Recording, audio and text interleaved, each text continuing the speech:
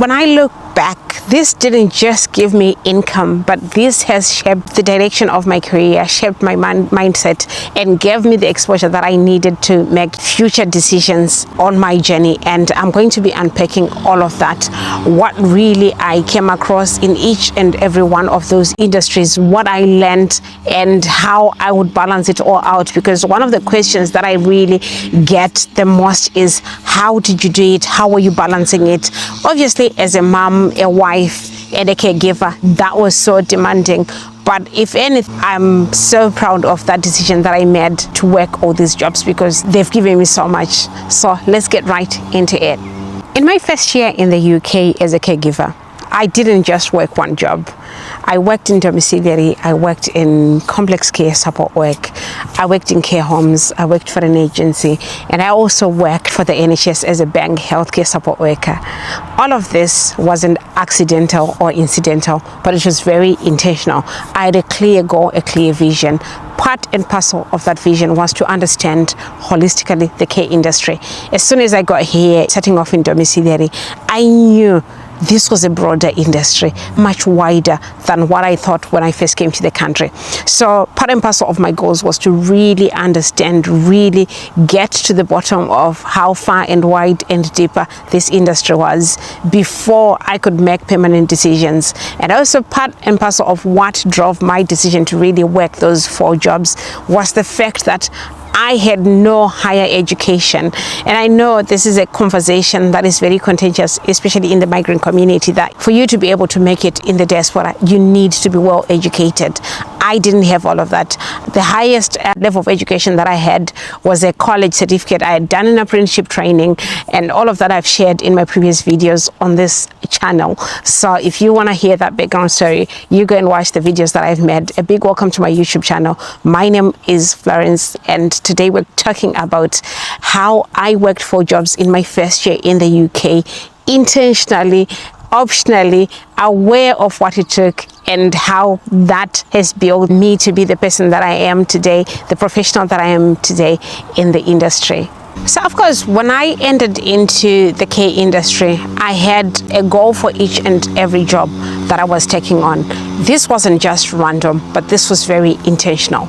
Of course, domiciliary was that job that gave me the status that I had in the country. It was the job that was sponsoring me to stay in the country legally together with my family. So that was my sponsored job. I had to prioritize. That was the main reason why I was in the country. I had to carefully make sure that I fulfilled the hours there first before I can venture into anything else, any extra work. I think I've shared in previous videos how it works with the care worker visa. Is to say you can work for your employer, for your sponsoring employer, for as many hours as you can. However, if you are to take a second job, if you are to take supplementary work, it has to only be 20 hours. And the reason why I've made this video even is because a lot of people have been asking me how I was balancing it out, and also how I was managing to stay legal, how I was managing to stay within the limits, and all of those things I shall be exploring further into this video. So the second job that I took, my second job, was with an agency that would signpost me to care homes. The reason why I picked that was for flexibility and exposure. I'd never worked in a care home, and I specifically picked this agency because I would not only just be working in one care home, but I was fortunate enough to get the exposure to work in 3 different care homes that I would go to.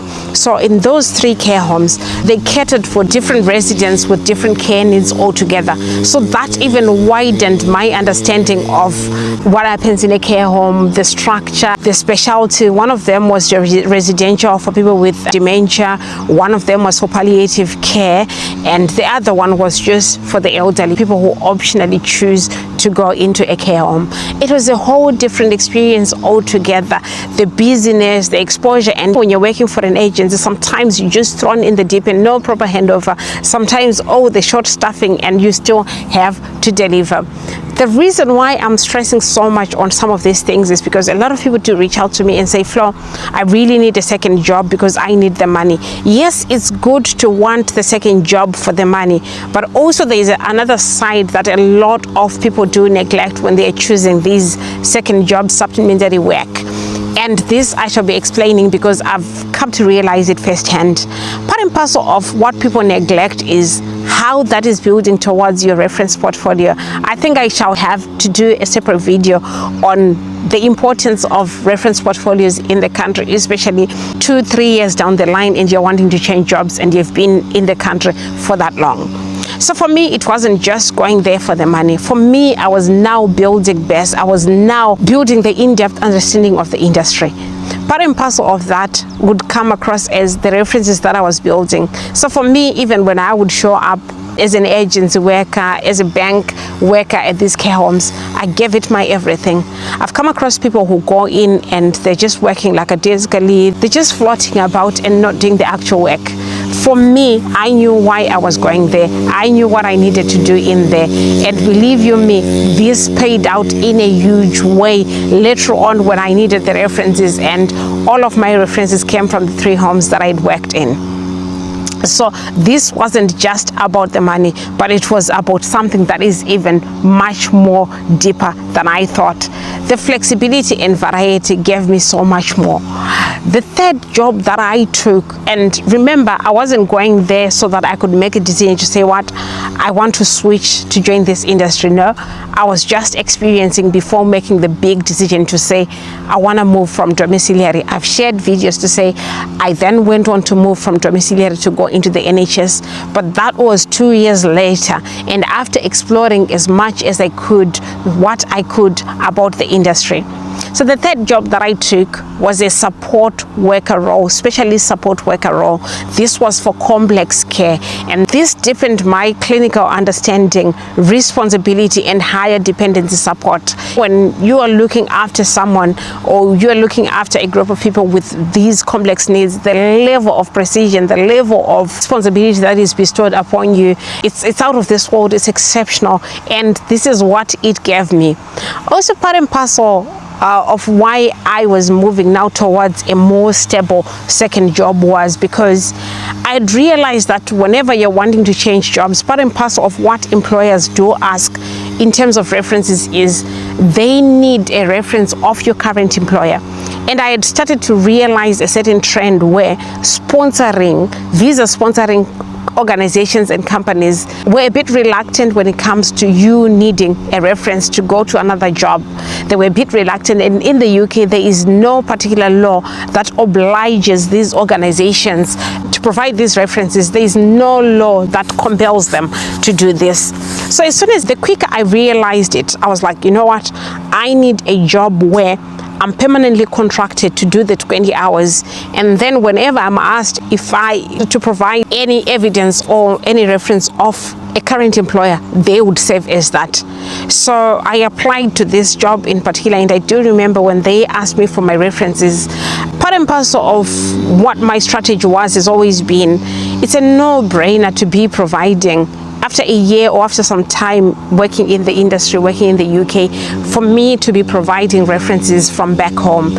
And remember, I've shared on this platform and other platforms that the fact that my background has been more of engineering, and I only transitioned into care just right into COVID and after, when I was preparing to come to the UK. So I knew I had to build and I had to show care experience as part of my leverage. And it really worked, because now on my CV, I had added that I was working in domiciliary, where you're visiting clients or service users in the comfort of their homes, but I had added on the fact that I was working in these 3 different care homes, catering for people with different care needs altogether, and that must have worked. And also, when you show up and you're giving your everything, people do notice. I'm always talking about visibility when we are doing whatever that we're doing in these workspaces, to say what managers are seeing you, are seeing what you do, they're interviewing you each and every single day. They see, even when you're thinking they don't see, they read through your notes, they see how you work, they do remember the feedback that comes from the people that we support. So that worked in my favor, because in all 3 care homes, everybody supported me in getting this specialist support role in complex care needs. So complex care really gave me that grounding and confidence. I was starting to build onto my experience. I remember I've spoken about me coming in as domiciliary, which was the starter that showed me the ropes of how to care professionally in the UK. Because in as much as I always say this whenever I speak to people, to say, you know what, we are born carers, we are born to support one another. That is what makes us human. However, doing it professionally in a regulated system was a total experience altogether. And obviously, as the more I took on, the more confident I became, because each and every time that I would take on a new role, I would get trained, I would get shadowing, I would get mentorship. The one good thing about everywhere else that I've gone is I've been a learner. I've always carried with me the attitude to say, you know what, I want to sit under your feet and learn as much as I can. And I do remember, I'll share a little bit on this one. When I joined the specialist support company, the team that I was in was a team of very mature, experienced support workers. And when you go into a team and you can't believe the amount of time that they've been doing the same things, and the level of care, the standard of professionalism in that space, I learned a lot. I had not experienced that level of expertise, maturity, experience anywhere else. That I'd been in teams with younger people that are still learning, people that are still just new in the industry, but that grounded me. That was humbling. And I'm that kind of person who always asks questions if I have to. So from then, I still wasn't content. I was like, these spaces, I've been in all these places, I've worked with these kind of people. I still haven't worked in a hospital environment. I'd always wanted to work for the NHS, and I knew I had to give it a go. I remember I was just applying and I wasn't getting any till I came across a recruitment event. And I shall make separate videos of how that has helped me along the way, really, because it was from that bank recruitment opportunity that I went on to transition into the NHS on sponsorship.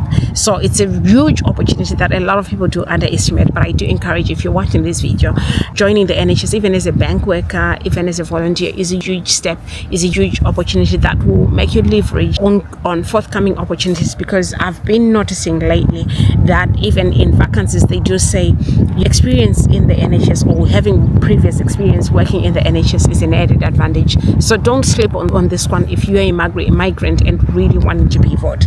So I went on to work on the NHS bank, and wow, what an opportunity. Because as a bank healthcare support worker in the NHS, you have the privilege to work in so many different areas. You can pick your own shifts. So depending on how much time you have on your hands, depending on how much exposure you're looking at, there is no limit really to where you can go. Of course, there are certain specific wards that would require you to have certain training before you can go and do shifts there. Places like the maternity ward, places like A&E, theaters, those are high risk ICU, places like that. You need to be competent and signed off in certain trainings.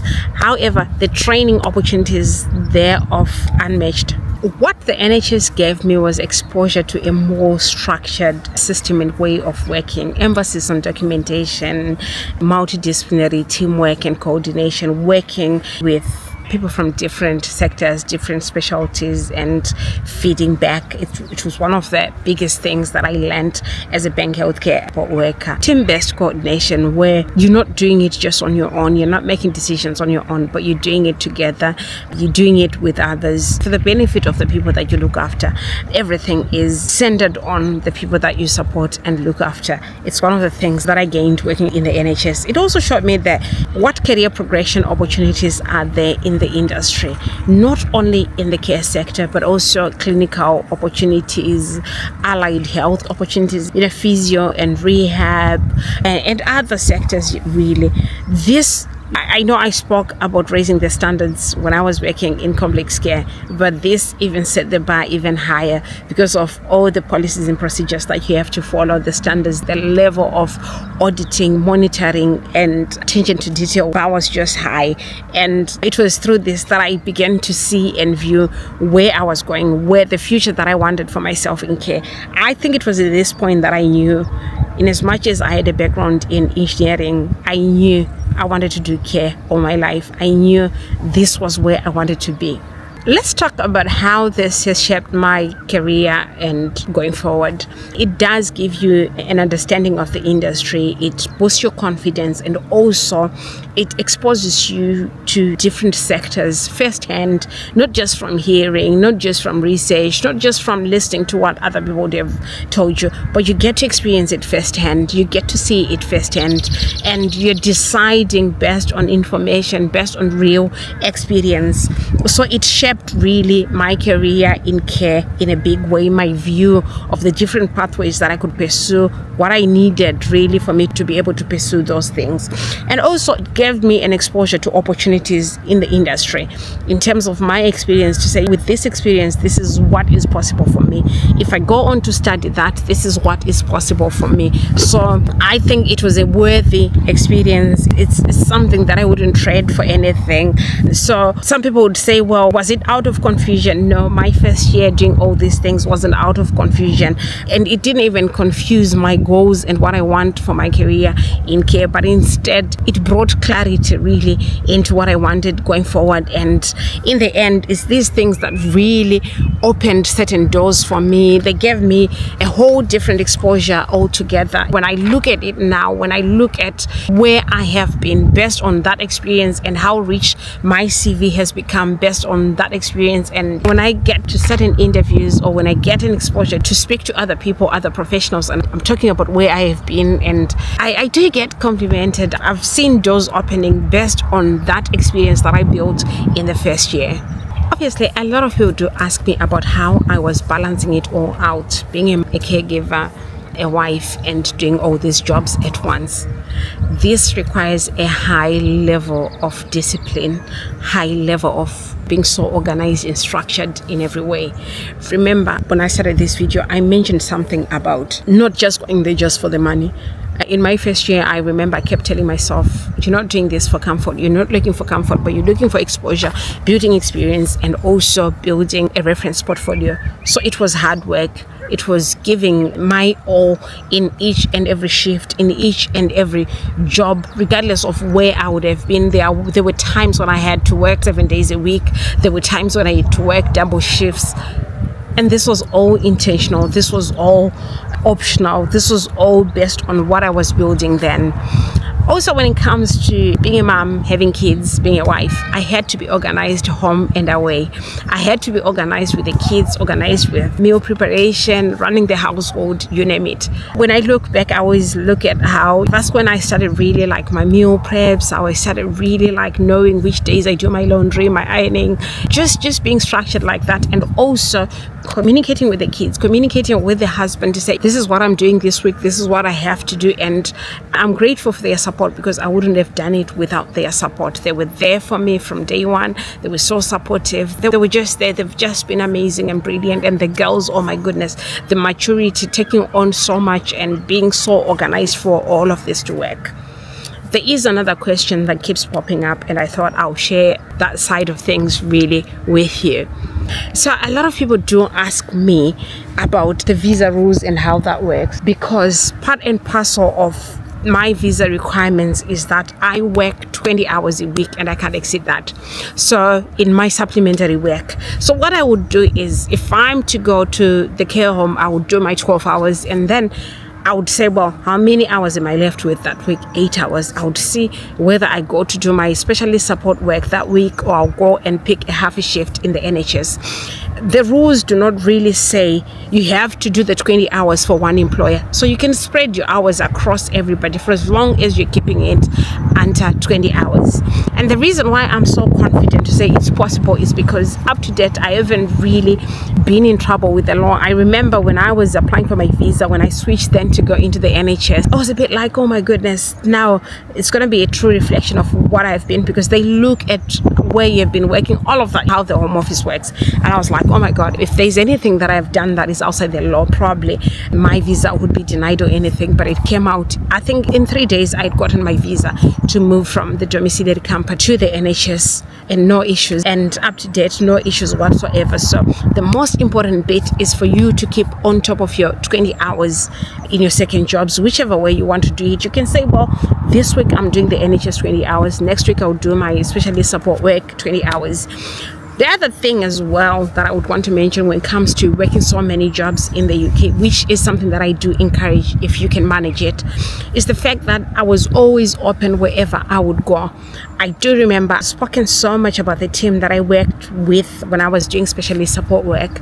They supported me in a big way.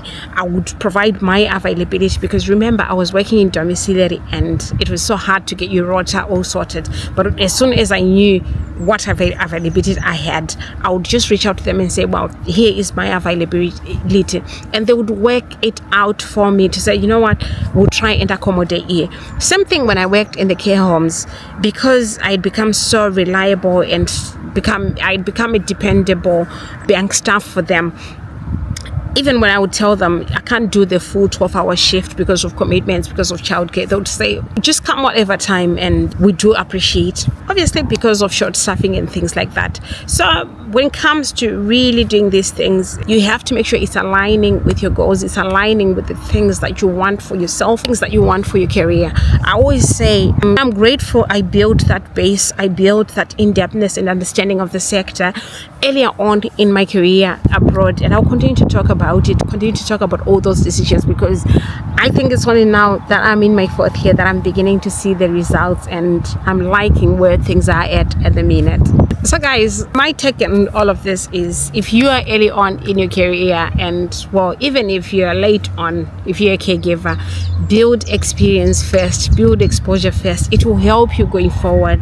It will help you transition into other roles, transition into roles that give you balance, roles that give you even higher pay, higher income. I'm always talking about it, but you can't just turn up and say, I want to be paid £15 an hour, I want to be paid £20 an hour.